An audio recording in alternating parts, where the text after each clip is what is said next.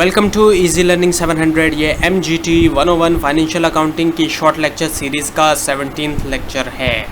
इसका टाइटल है fixed assets and depreciation. Depreciation क्या है? Systematic allocation of the cost of a depreciable asset to expense over its useful life. इसके अंदर होता क्या है कि जो कॉस्ट होती है डेप्रिसिएशन के अंदर फिक्स्ड एसेट की, उसको स्प्रेड कर दिया जाता है। जब यूज़ होती है तो उसकी डेप्रिसिएशन निकलती है। जब भी कोई फिक्स्ड एसेट यूज़ होता है तो उस कॉस्ट को स्प्रेड कर दी जाती है जितनी भी उसकी यूज़फुल लाइफ होती है तब।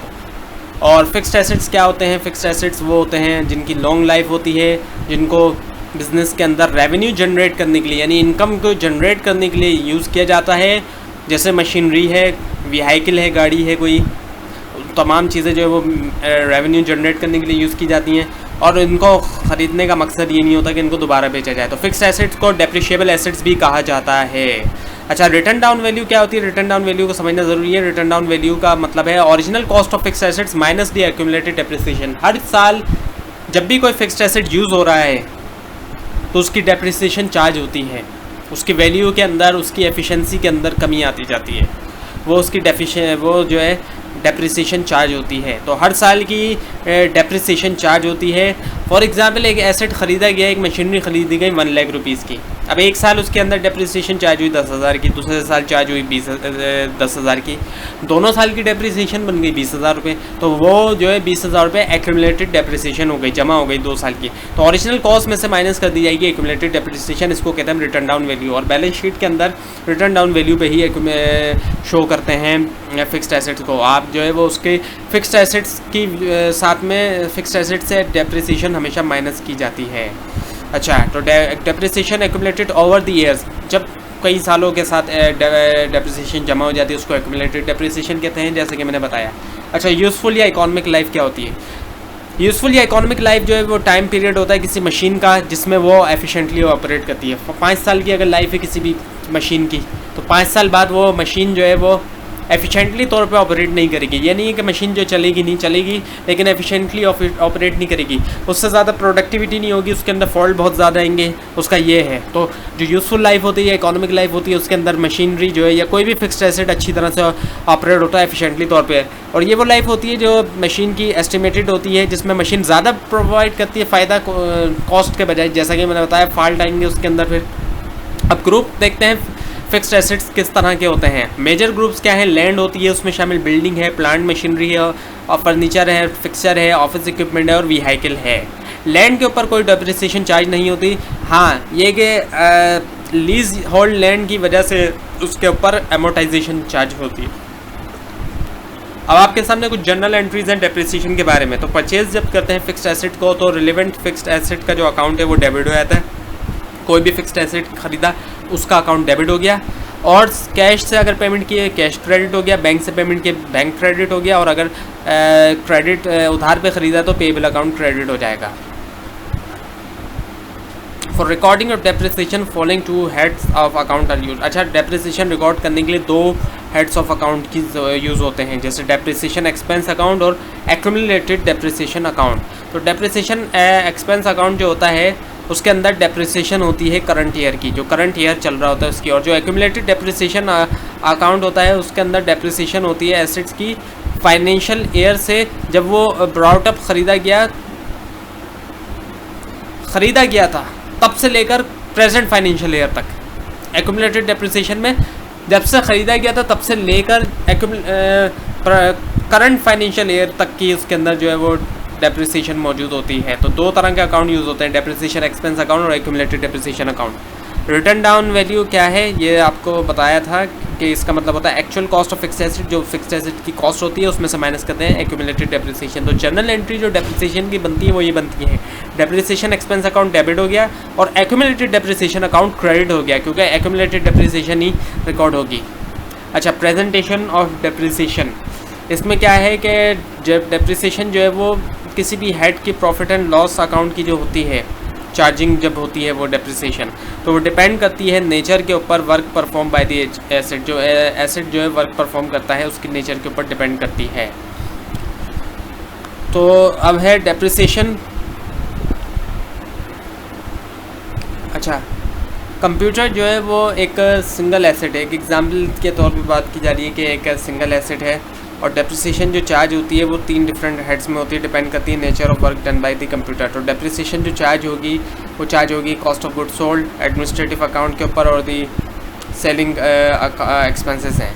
बैलेंस शीट के अंदर क्या होता है, फिक्स्ड एसेट शोज होते हैं कॉस्ट माइनस एक्यूमुलेटेड डेप्रिसिएशन। ये मैंने आपको पहले भी बताया था, यानी रिटर्न डाउन वैल्यू के ऊपर फिक्स्ड एसेट की कॉस्ट लिखी जाएगी और उसी के बाद उस माइनस लिख दिया जाएगा रिटर्न डाउन वैल्यू जो होगी। और मेथड्स जो है कैलकुलेटिंग करने के लिए डेप्रिसिएशन कई सारे मेथड्स यूज़ होते हैं, लेकिन यहाँ पे 2 मेथड्स आपको बताए जा रहे हैं। पहला है स्ट्रेट लाइन मेथड या ओरिजिनल कॉस्ट मेथड या फिक्स्ड इंस्टॉलमेंट मेथड जिसको कहा जाता है। दूसरा है रिड्यूसिंग बैलेंस मेथड या डिमिनिशिंग बैलेंस मेथड या रिटर्न डाउन मेथड। तो स्ट्रेट लाइन मेथड के थ्रू क्या होता है, इस मेथड के अंदर ये होता है कि फ़िक्स्ड अमाउंट जो है वो कैलकुलेट किया जाता है एक फार्मूले के थ्रू। फिक्स्ड अमाउंट जो है वो चार्ज होता है हर साल, रिटर्न डाउन वैल्यू से उसको वो नहीं होता फ़र्क। तो एक और इसका फार्मूला क्या होता है, cost minus residual value divided by the expected useful life of asset. ये जो है स्ट्रेट लाइन मेथड है जिसमें एक फिक्स्ड अमाउंट चार्ज होता है हर साल। रेजिडुअल वैल्यू क्या है मेथड, ये जो है इसके अंदर ये होता है कि कॉस्ट ऑफ एसेट जो है after expiry of useful life वो जो है इसके अंदर की जाती है। और इस मेथड के थ्रू जो है वो एक्सपायरी जो है होती है यूजफुल लाइफ, जब एक्सपायरी होती है यूजफुल एसेट्स की यूजफुल लाइफ की तो उसकी रिटर्न डाउन वैल्यू जो है वो 0 हो जाती है। अब सपोज़ करें कि एक कॉस्ट, एक एग्जांपल दी गई है कि कॉस्ट जो है एसेट की है 1 लाख रुपीज़ और लाइफ है एसेट की वो है 5 ईयर 5 साल, और एनुअल डेप्रिसिएशन जो उसके ऊपर चार्ज हो रही है वो हो रही है 20% ऑफ कॉस्ट यानी 20,000, यानी हर साल उसके ऊपर 20,000 को चार्ज हो रही है डेप्रिसिएशन और वह एसेट ख़रीदा गया 1 लाख का और 5 साल उसकी जो है वो लाइफ कंसिडर की जा रही है। तो रिटर्न डाउन वैल्यू मेथड के मुताबिक cost of assets I 1 lakh rupees, annual depreciation 20% है। तो पहले साल की जो डेप्रिसिएशन निकली 20% के हिसाब से वो निकली 20,000। तो फर्स्ट ईयर की जो रिटर्न डाउन वैल्यू बन गई वो क्या बन गई, 1 lakh minus 20,000, 80,000 written down value आ गई। दूसरे ईयर की डेप्रिसिएशन निकाली वही 20% निकालनी है तो 80,000 के ऊपर 20% निकलेगी। जब 80,000 के ऊपर 20% निकलेगी तो 16,000 आ गई। तो जो return down value second year की बन गई वो बन गई 80,000 माइनस 16,000 64,000। तो इसी तरह निकाल लेंगे 5 साल की और भी।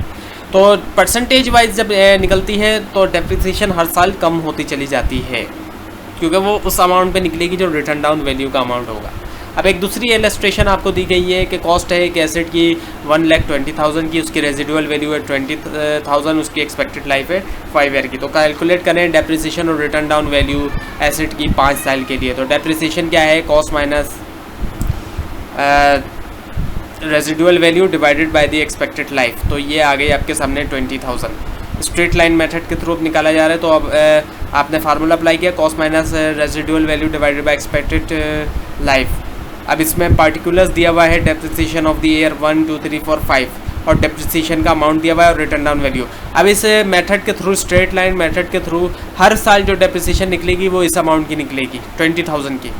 1 लाख पे 20,000 निकला, 80,000 हो गया, फिर उसके बाद 60,000 हो गया और 20,000 कम हो गया। इसी तरह करते करते 0 डेप्रिसिएशन हो जाएगी 5वें साल के बाद। तो इसके अंदर स्ट्रेट लाइन मेथड के अंदर जो है वो बिल्कुल जो है वो स्ट्रेट किस्म की एक ही डेप्रिसिएशन हर साल चार्ज होगी। अच्छा, अब रिड्यूसिंग बैलेंस मेथड दिया हुआ है। इस मेथड के थ्रू क्या होता है कि रिटर्न डाउन वैल्यू जो है वो कैलकुलेट होती है।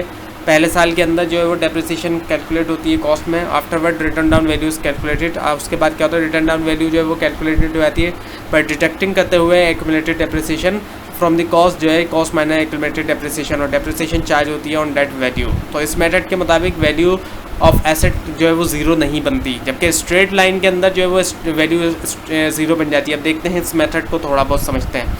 कॉस्ट जो है एक एसेट की 1 लाख है, एक्सपेक्टेड लाइफ उसकी 5 ईयर है और डेप्रिसिएशन रेट जो चार्ज हो रहा है वो हो रहा है 20,000। अब 1 लाख की कॉस्ट आ गई, यहाँ पे रिटर्न डाउन वैल्यू आ गई जब ख़रीदा उसको। पार्टिकुलर्स आए, डेप्रिसिएशन आए, accumulated depreciation, written down value, depreciable cost आ गई आपके सामने। तो डेप्रिसिएशन पहले साल की चार्ज हो रही है, देखें 20% चार्ज हो रही है इस पर रेट के मुताबिक चार्ज हो रही है, अमाउंट नहीं बल्कि रेट के मुताबिक। तो 20% जब चार्ज होगी 1 लाख के ऊपर तो 80,000 बन जाएगी। क्योंकि पहले साल की डेप्रिसिएशन आई 20,000, फिर जो दूसरे साल चार्ज होगी वो फिर 20% चार्ज होगी, 80,000 की 20% हुई 16,000 तो 64,000 आ गए, फिर 20% चार्ज हुई 51,200, फिर 20% चार्ज हुई 40,960, फिर 20% 32,768 हो गई। तो इसके अंदर कभी भी ज़ीरो नहीं होती, रिड्यूसिंग बैलेंस मेथड के अंदर एक परसेंटेज के मुताबिक चार्ज हो रही होती है डेप्रिसिएशन, जबकि स्ट्रेट लाइन के अंदर एक अमाउंट के मुताबिक चार्ज हो रही होती है। तो ये था आज का लेसन नंबर 17 आपके सामने। आपको कोई कन्फ्यूजन है तो नीचे कमेंट ज़रूर कीजिए और इस पूरी सीरीज़ को देखने के लिए इस चैनल को सब्सक्राइब कीजिए। Thanks for watching.